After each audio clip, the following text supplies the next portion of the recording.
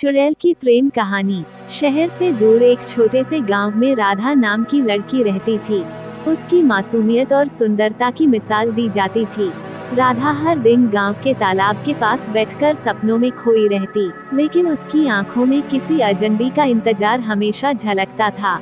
गांव वाले कहते थे कि वो लड़की सिर्फ एक ख्वाब में जी रही है, लेकिन राधा का दिल मानता था कि उसका प्यार कहीं ना कहीं इस दुनिया में है। एक दिन गांव में एक नया आदमी आया। अजय के आंखों में अजीब सी चमक थी जो किसी को भी बांध ले।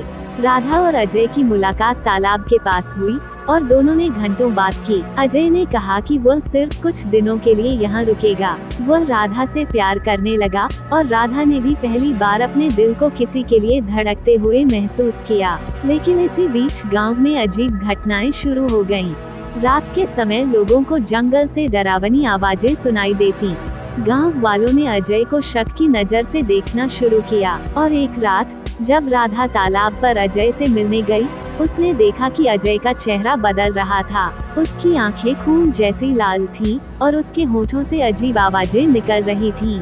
राधा डर से पीछे हट गई, लेकिन अजय ने उसे अपने पास खींच लिया। अजय ने राधा को समझाया कि वह एक इंसान नहीं बल्कि एक शापित आत्मा है। उसने बताया कि सैकड़ों साल पहले उसे किसी चुड़ैल ने शाप दिया था। अजय के प्यार में डूबी राधा ने उसकी सच्चाई को स्वीकार कर लिया। परंतु अगले ही दिन गांव में खबर फैली कि अजय की वजह से गांव की एक औरत की रहस्यमय तरीके से मौत हो गई। राधा को अजय से प्यार था, लेकिन वह अंदर ही अंदर टूटने लगी। उसने अजय से कहा, अगर तुम सच में मुझसे प्यार करते हो तो इन घटनाओं को रोक दो। अजय ने राधा को बताया कि वह चुड़ैल जिसने उसे शाप दिया था वह अभी भी जीवित है और इसी गांव में छुपी हुई है। वह चुड़ैल कोई और नहीं बल्कि राधा की परदादी थी। राधा की आंखों में आंसू भर आए। उसे विश्वास नहीं हो रहा था कि उसका परिवार ही अजय के दर्द का कारण था।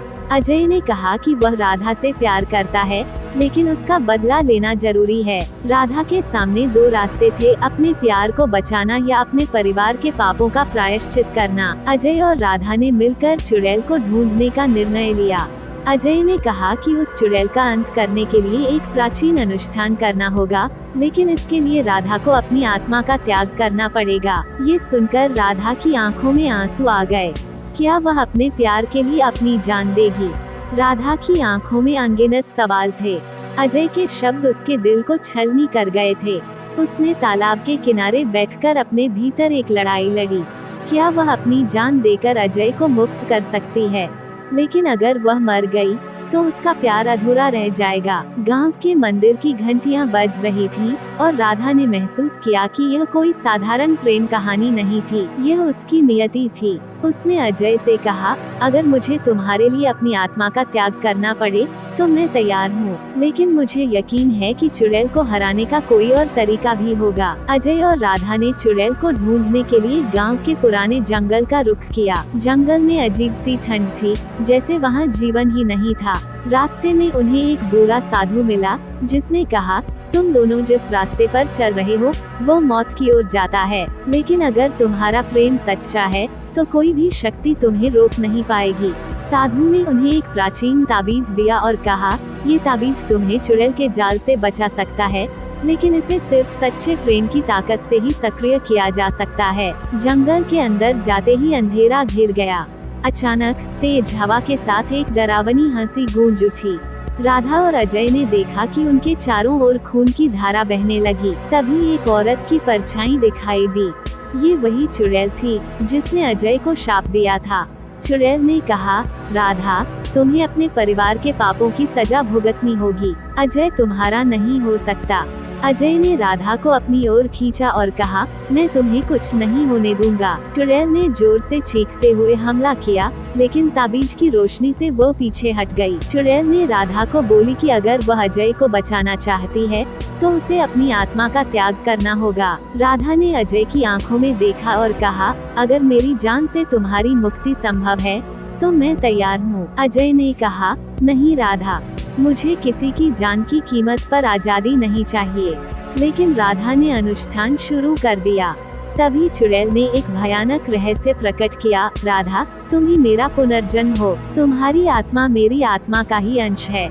अगर तुमने खुद को त्याग दिया तो मैं भी खत्म हो जाऊंगी। ये सुनकर राधा और अजय दोनों स्तब्ध रह गए। क्या ये सच था? अगर राधा ही चुड़ैल का पुनर्जन्म थी, तो वह अपने ही अस्तित्व को खत्म कैसे कर सकती थी? चुड़ैल ने आखिरी बार हंसते हुए कहा, मैं सिर्फ तुम्हारे भीतर की नफरत से जीवित हूँ। अगर तुम मुझे खत्म करना चाहती हो, तो अपने दिल में प्यार और नफरत के बीच की लड़ाई को जीतना होगा। जंगल में हर तरफ खामोशी थी। राधा को अब अपनी नियति का एहसास हो चुका था। वह न केवल चुड़ैल की शक्ति का अंश थी, बल्कि उसके पास उसे खत्म करने की कुंजी भी थी। अजय ने उसका हाथ पकड़ते हुए कहा, राधा, मुझे तुम पर भरोसा है, लेकिन अगर तुमने खुद को खो दिया, तो मैं भी नहीं रह पाऊंगा। राधा की आंखों में आंसू थे।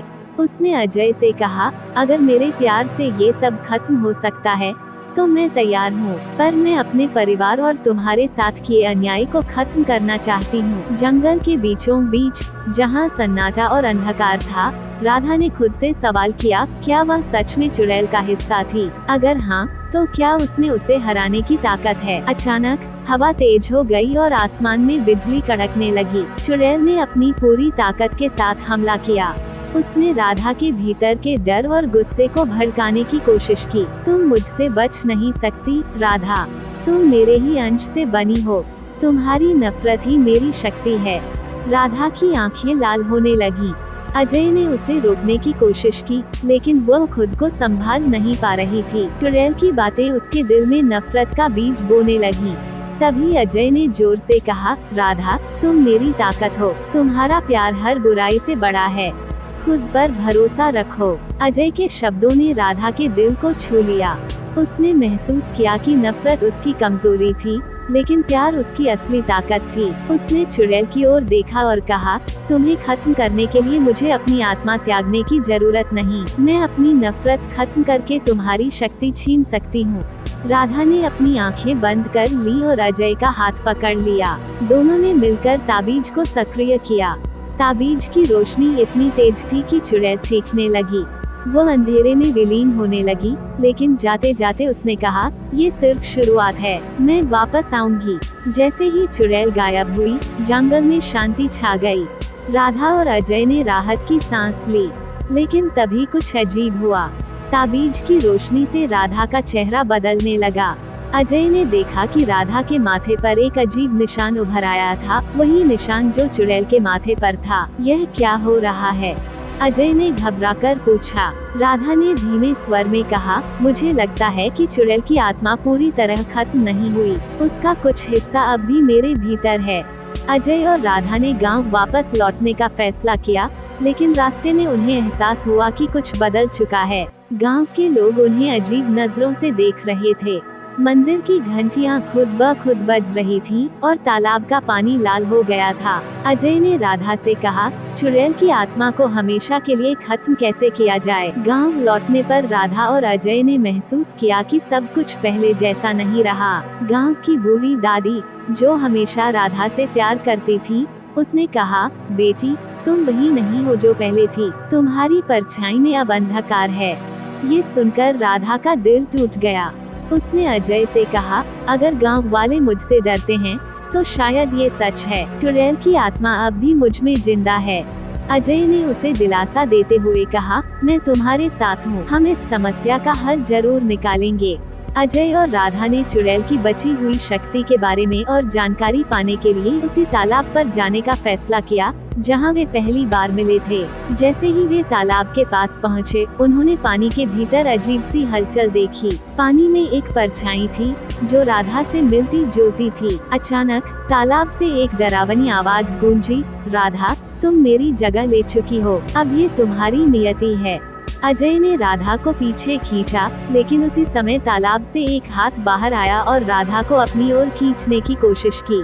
अजय ने ताबीज का इस्तेमाल किया और वह हाथ गायब हो गया। साधु द्वारा दिए गए ताबीज के बारे में अधिक जानने के लिए वे गांव के प्राचीन मंदिर गए। मंदिर में उन्हें एक पुरानी किताब मिली, जिसमें लिखा था कि चुड़ैल की आत्मा को हमेशा के लिए खत्म करने के लिए उसकी ताकत का स्रोत नष्ट करना होगा। अजय ने पूछा, उसकी ताकत का स्रोत क्या है? राधा ने किताब पढ़ते हुए कहा, ये वही तालाब है, लेकिन इसे नष्ट करने के लिए एक बड़ा बलिदान देना होगा। अजय ने कहा, मैं तैयार हूँ।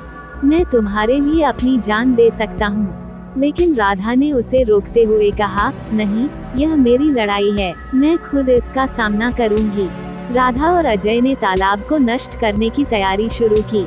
जैसे ही वे अनुष्ठान शुरू करने लगे, तालाब से फिर वही परछाई उभरी। ये चुड़ैल की असली आत्मा थी। उसने राधा से कहा, अगर तुमने मुझे नष्ट करने की कोशिश की तो मैं तुम्हें भी खत्म कर दूंगी। राधा ने आंखों में आंसू भरते हुए कहा, अगर तुम्हें खत्म करने के लिए मुझे अपनी जान देनी पड़े तो मैं तैयार हूँ, लेकिन मैं अजय को और इस गांव को बचाकर रहूंगी। चुड़ैल हंसी और बोली, तुम्हारे भीतर का अंधकार तुम्हें कभी जीतने नहीं देगा। राधा ने ताबीज को तालाब के बीचों बीच रखा और मंत्र पढ़ने लगी। अचानक तालाब की सतह फटने लगी और चुड़ैल की आत्मा चीखते हुए हवा में घुलने लगी। लेकिन ठीक उसी समय राधा बेहोश होकर जमीन पर गिर पड़ी। अजय ने राधा को उठाने की कोशिश की, लेकिन उसके शरीर पर वही निशान गहराते जा रहे थे। तभी साधु मंदिर से दौड़ते हुए आए और बोले, चुड़ैल पूरी तरह से नहीं मरी है, उसका एक हिस्सा राधा की आत्मा में अब भी जीवित है। उसे बचाने का एक ही तरीका है और वह बेहद खतरनाक है। अजय ने पूछा, वह तरीका क्या है? साधु ने गंभीर आवाज में कहा, तुम्हें राधा को उसकी आत्मा से मुक्त करना होगा, लेकिन इसका मतलब है कि उसका शरीर भी इस दुनिया से विदा ले लेगा। अजय साधु की बात सुनकर स्तब्ध रह गया।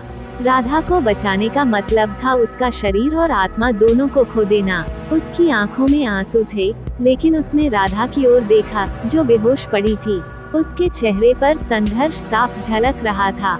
मैं ऐसा नहीं कर सकता, अजय ने कांपती आवाज में कहा। साधु ने गंभीरता से जवाब दिया, अगर तुमने फैसला नहीं किया तो चुड़ैल की आत्मा राधा के जरिए फिर लौटेगी और इस बार उसे रोकना असंभव होगा। अजय के दिल में उथल पुथल थी।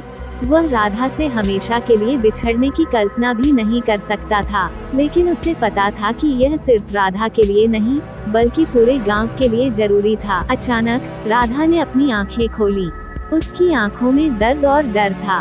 उसने अजय की ओर देखा और धीमी आवाज में कहा, मैं सब सुन रही थी, अगर मुझे अपनी जान देकर चुड़ैल को खत्म करना पड़े तो मैं तैयार हूँ। अजय ने रोते हुए कहा, नहीं राधा, मैं तुम्हें खो नहीं सकता, तुम मेरी पूरी दुनिया हो।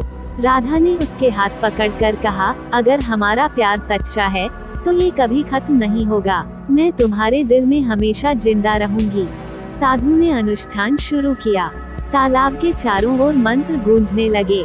राधा को तालाब के केंद्र में खड़ा किया गया, जहां चुड़ैल की आत्मा सबसे ज्यादा शक्तिशाली थी। जैसे ही अनुष्ठान अपने अंतिम चरण में पहुंचा, चुड़ैल की आत्मा ने राधा के शरीर को पूरी तरह से घेर लिया। उसके शरीर से काले धुएं निकलने लगे और उसकी चीखें पूरे जंगल में गूंजने लगी। अजय ने उसकी ओर दौड़ना चाहा, लेकिन साधु ने उसे रोका। अगर तुमने उसे छुआ तो पूरा अनुष्ठान विफल हो जाएगा।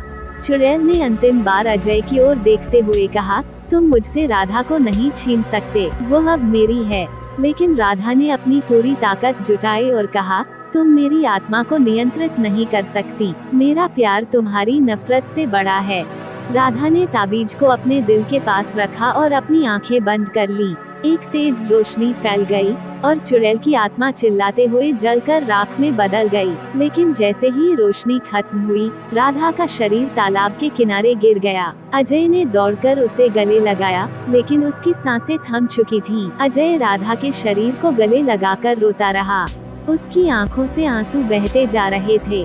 गांव के लोग तालाब के पास इकट्ठा हो गए। जंगल में पहली बार सन्नाटे की जगह शांति महसूस हो रही थी। साधु ने अजय से कहा, उसने अपनी आत्मा और शरीर का त्याग करके चुड़ैल को हमेशा के लिए खत्म कर दिया, लेकिन उसका प्यार अमर रहेगा। अजय ने कहा, तुम हमेशा मेरे दिल में रहोगी। जैसे ही वह उठा, तालाब के पानी में राधा की एक हल्की परछाई दिखाई दी। उसने मुस्कुराते हुए अजय की ओर इशारा किया, जैसे कह रही हो कि वह अब भी उसके साथ है। अजय ने अपना जीवन राधा के बलिदान को याद करते हुए बिताने का फैसला किया, लेकिन उसके दिल में यह सवाल हमेशा रहेगा, क्या राधा सच में उससे दूर है या फिर वो किसी और रूप में उसके पास वापस आएगी। ये प्रेम कहानी खत्म नहीं हुई, बल्कि अनंत काल तक जीवित रहेगी।